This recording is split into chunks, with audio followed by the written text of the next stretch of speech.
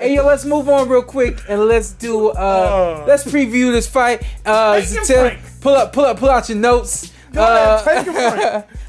First, let's do real quick. Let's do Benavidez and his opponent. Gvozdyk. What is Gvozdyk? Yes, I believe the G's might be silent. Yeah, like Django. Gvozdyk. The J. Like lasagna. Gvozdyk. There you go. What you got for us on Gvozdyk? I do know that he was a former world champion. He's been out of the ring. I think was he at like 1 or 2 fights in the last 3 fights in the last 2 knockouts. One of the last 2, I believe, by knockout. Yeah. That first one, a 6-rounder. But it was on like a 5-year. Yeah, he was gone for a couple years. I'm trying to think. Yeah. I think Beterbiev was 2018. Yeah. And I'm sorry. Yeah, no. I thought Coming you had from your Disneyland notes. No with biggie. 2 kids. I got notes on Tank and Frank.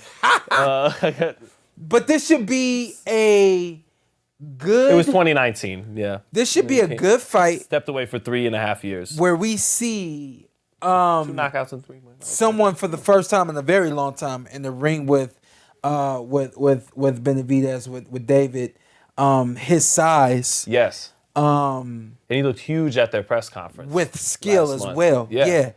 And I always like to say, like, once you get to 68, there's always a separation. 147, I believe, is the weight class that has both speed and power and everything else that comes with being a fighter. I think 147 is the division that you can find if you're trying to create a machine into a fighter. I always like to say, I would always tell people, if you were trying to create a machine to be a fighter, you would be creating a Marvin Hagler. I felt like Marvin Hagler was the complete fighter, even though 154 was his weight class. 60. 160 was his weight class. Yeah. But I think that at 47 you have it all.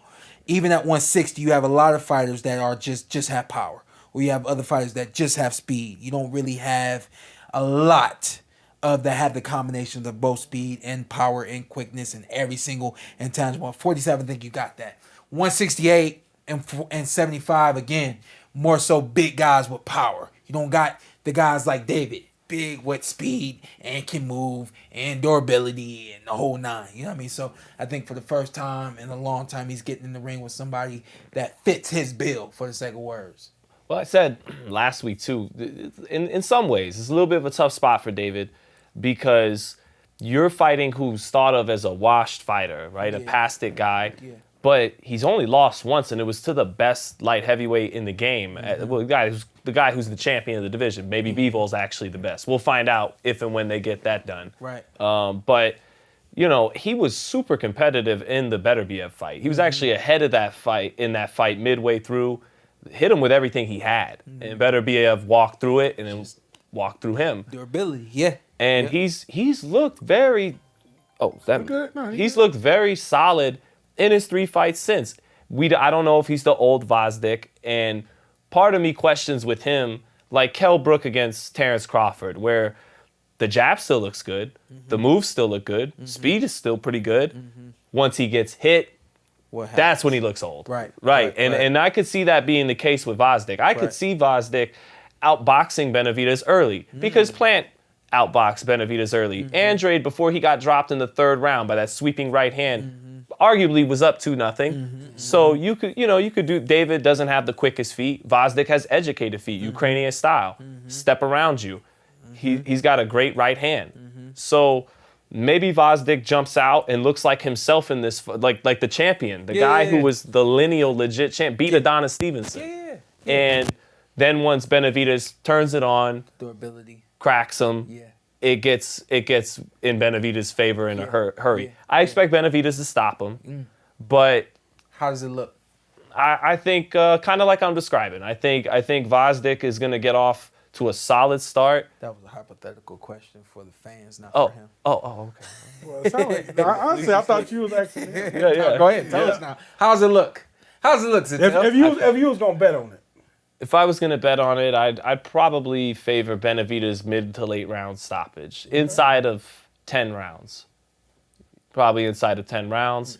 He probably gets hit with the right hand early, gets touched up a little bit early, and then once he breaks a sweat, catches a rhythm, starts to find the range. Probably won't be easy early. because Gvozdyk is a good fighter. But David is one of the most prolific offensive fighters in boxing. You touched on it. His secret sauce is that he's fast. Yeah. He's not just big and punches hard. He's got great hand speed. Yeah. So, yeah. Hey, am I tripping as I tell? Mostly David knockouts are like the refs getting in and stopping it, like TKOs. They are. He just getting his ish off. They are. Keep training. But guys, when they feel David early, Keep training. they like I remember Kyron Davis was tough and came to win a lot. Romero, Alexis Angulo, Ellis. I've seen these guys not punch out of the high guard once he starts to run those combinations, and the big one punch knockout is gonna come like Broner was able to take Pacquiao and Shawn and Mikey's best, and then he gets dropped against Cobbs. It's because he's coming forward. A lot of these guys, once they feel David early, they're not coming forward. They're not trying to exchange with him. Yeah.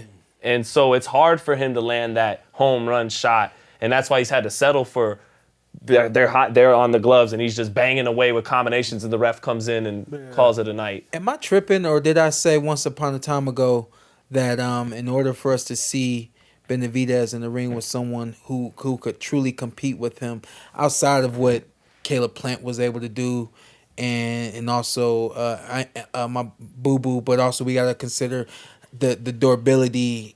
On top of that, it's one thing to compete, but then when you're getting hit, can you still compete? I felt like I said that it had to be some Eastern Europeans that could get that would get in the ring with him and truly challenge him. Not back down, so to speak. For the sake of words, yeah. Well, that is what's interesting about this fight is he's gotten that rep as a weight bully because he's a big kid who could squeeze down to 68. He's really been a light heavyweight fighting at super middleweight. But here's the thing that the David critics discount is he's probably going to be better and stronger at 75. So he's fighting bigger guys, but he's now bigger and stronger himself, not and killing faster himself. than them, which means this punch is going to get there first with the pop, break you down, boom, boom, boom. I don't really know how this fight's going to look. I'm looking forward to seeing the fight as a whole, but I will be obviously David Benavidez. I think is one of the few guys that we said is going to retire undefeated. So what's his 175? Yeah. So should he go down to like 170? Shawn, just like kind of state what we always talk about. Or should you? No, we always talk about that. Yeah. With fighters. If he's in shape, we'll see. He may weigh in at 73. He may weigh in at 74. To me, that makes sense. Here's the real question: if he looks dynamite at 75, yeah, does he go back to 68 for all that money and all the belts against Canelo, or does he say though, Antt, money be damned, I'm a better fighter at this weight. I gotta do me. No, and he goes back down. You're being realistic. He's not going to turn down the money. He's not going to turn down the money or that legacy fight. Canelo is the guy. Don't forget, David wants to be known as the guy. In order to be known as the guy, it ain't no lineal title. It's beating the guy. He's going back down to 68 for that fight. It ain't going to be there for him, but he would willingly kill himself to get to 68 just so he could rehydrate, come back in the ring feeling good, looking across the ring saying, I've been waiting on this. I'm genuinely asking, is that a case of, well, if it's coming down to you draining yourself to 68, if you're not going to be a 100% David Benavidez, is it starting to turn into a all money isn't good money thing, as much money as it is? Is he on record for draining himself to get to 68 at this point? No.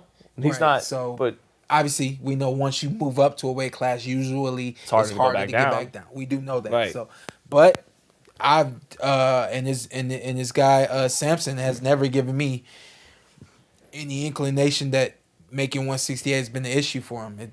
To me, this seems more like also an emotional move too. I can't get him at 168. I've done everything else at 68. I'm moving up. You know what I mean? So it seems a little bit, not calling them emotional, but like, hey, we ain't getting it down there. We're going to go up here and get it, We're making our point that much more clear by even going to a different weight class. Exactly.